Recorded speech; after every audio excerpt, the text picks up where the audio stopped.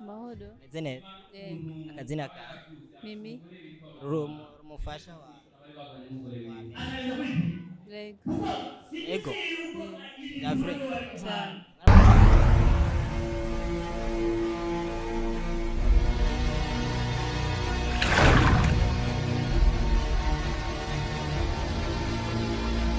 Hello bakunzi ba Inyishu Media ndabahaye mwiriwe na bwake bivanye naho muherereye hano turi mu kibanza cyiza cyane aho haramutse haba anniversaire ya Rukundo TV rero anye nahuye n'abastare baje muri runo rubanza nawe sabandi barashobora kubidondora bo nyene amahoro nyakuba Mahoro neza nyakuba. meze neza Yego n'amahoro.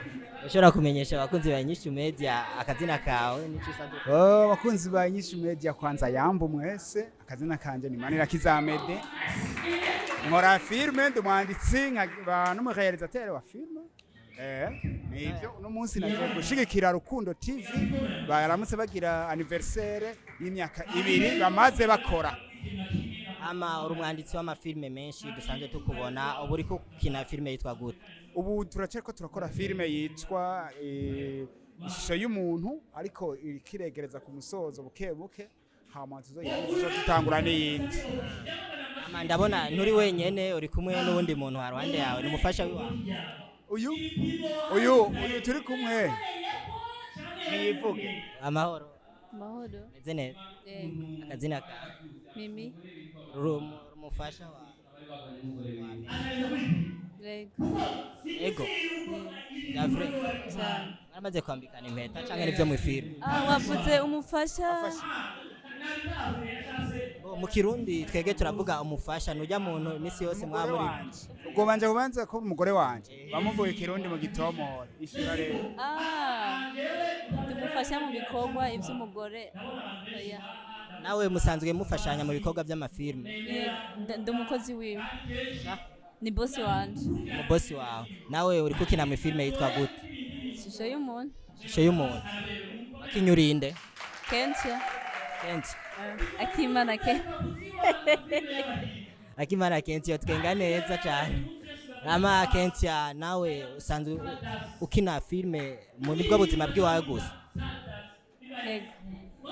utubari filme zibiri canke zitatu maze gukina Ishusho y'umuntu, umupfakazi, ubuzima. ama tubandanye kuri bosi wawe n'umuntu arakunzwe kuronka ubushimwe n'akaye kabanga ukunda gukoresha mu kugira uronka agashimwe Ivyo kuba uyu ari umufasha wanje sivyo yabishuye ndibaza umufasha bijya vy'umugore sivyo ntibizoba. kubera Kubera yumvise ko yavuze ko ndi bosi wiwe. bosi Ako nagomba mu kanoti. Hanyuma rero warumbaje ngo iki mbere.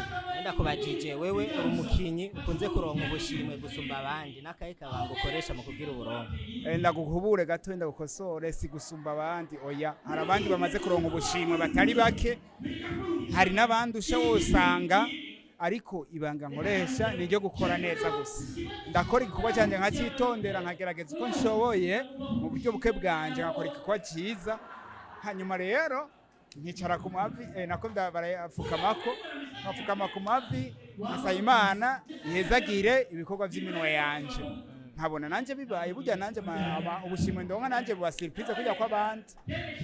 hama ukina filme mu Burundi n'akaye gaciro uha filme yo mu Burundi uvanye n'ibindi bihugu ukuntu bimeze Urabiye mu bindi bihugu filme y'u Burundi kweri si byose ariko iri inyuma gato kubera twe twaje muri filme dutevye tuza nabi ariko ubu aho bigeze naho kwishimira turiko tuza neza nibaza ko tuzogera tuguma tuduga nibaza ko tuzogera igihe tuja ku rwego rw'ibindi bihugu za Tanzania Nigeria pourquoi pas muri Amerika aho mo tushobora kwigereranya na bariya tukaja no guhiganwa nabo. none filme yo ngaha mu Burundi nta ntambamye mukunda guhura nazo kugira tuzimenyeshe Intambamye ya mbere ni na kanoti buriya haburi ifaranga kubera filme aha mu kirere huzuye histoire nyinshi aha mu Burundi hari n'abanyempano benshi bashoboye kwandika histoire bashoboye gutegura filme bashoboye no kuzikina ariko uburyo buke butuma dukora nabi. Amafaranga niyo ntambamye ya mbere, nibaza amafaranga habonetse abantu abanyamitahe bagashiramo imitahe yabo twokora neza filime ikaba nziza. Mu Burundi nta gushigikira kwa filime mubona? Mu Burundi turashigikirana, mugabo rero biragoye. Hariho umuntu uvuga ndo anshigikire gute? Kwanza twari tumaze ibihe imyaka tudafise amafilme. Mu myaka yahera twari dufise Gito, haraza Mugisha, izo zonyene wozishigikira gute? Ariko ubu turiko turakora gushikirana biriko biraza, nibaza ko n'abandi mwarabonye amashirahamwe mwamwe yatanguye kuza adushigikira. Mwarabonye muri Festicab ukuntu habonetse abantu bavuga bati bana felicitation. Ubu hatanguye no kuboneka abantu baduhubuzi. Ubu nari mu BMT, ndi muri BMT Buja niyo ntuze company yanje, mu majambo yose ni Burundian Movies and Talents. Ariko ndiko nkorera Inua Cinema, urumva ko habonetse undi mu boss aravuga ati bana ndabona filime ni fresh. Inua Cinema niho ubu ndiko ndakorera, uvuga boss wawe yarabonye ko dukora neza, aravuga ati reka tubashigikire tubaha akazi. N'abandi nibaza ko bazoboneka, tukabona ko ubunye antuko bimeze neza bariko baraza. Sigura Inua Cinema na BMT birafitaniye ubucuti cyane. Ego ubucuti buhari nuko jewe nije serukira imbere y'amategeko BMT. Uno munsi jewe n'abantu banje aba ba Kentia bajya ba Anje bajya ba Fisto benshi ba Samvura bajya turiko dukorera Inua Cinema. Umva baraduhaye akazi, urumva ubucuti ni burebure.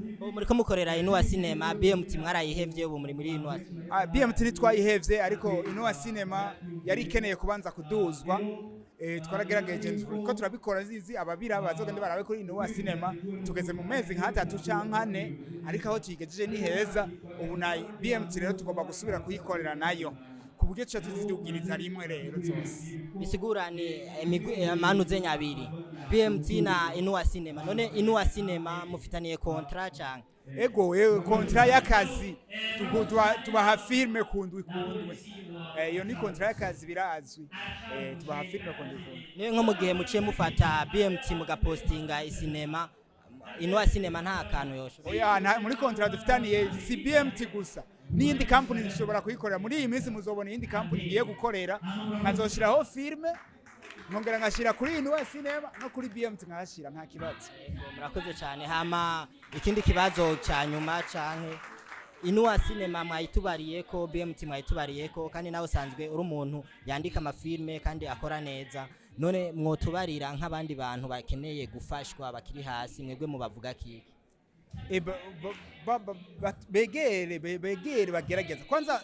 Sinavuga ngo begere kwegera kuko nuko nariko ndabivuga nabi, ahubwo bagerageze sivyo kugira bababone, kuko gufashwa avuga ngo ntarataza rutambundara, utari kurakora ntushobora gufashwa. Umuntu akeneye gufashwa agerageza akore ivyo ashoboye. Twese twagerageje gukora, haboneka abantu baza kudufasha, turiko turakora. Umuntu akeneye gufashwa aje ku kivi, hanyuma babone ikivi ciwe, kubera urabizi yuko no mu gihe cya Yesu yavuga ngo ufise iki. Uruva arabira kuvyufise na Musa bamwaje tufise iki ngaha, tifise inkoni kandi dukoresha iyo nye. Kubera dora tubona bafise impano mugabo barabura abandi bantu bashobora kubayo. Bisaba ko izo mpano tuzerekana, hanyuma abantu bakadufasha. Nuko bakunzi ba Nyinshi Media nkuko murabibona, nako ndayagana Amede Manirakiza hamwe na Ketia, aho batubariye ibikorwa byabo, aho bigeze, aho biriko biraja. Turacari muri gwa rubanza nyene nkuko bari baje gushigikira umugwi wa Rukundo TV, aho waruramutse ugira ukwiza imyaka 2 ubayeho no mugwi.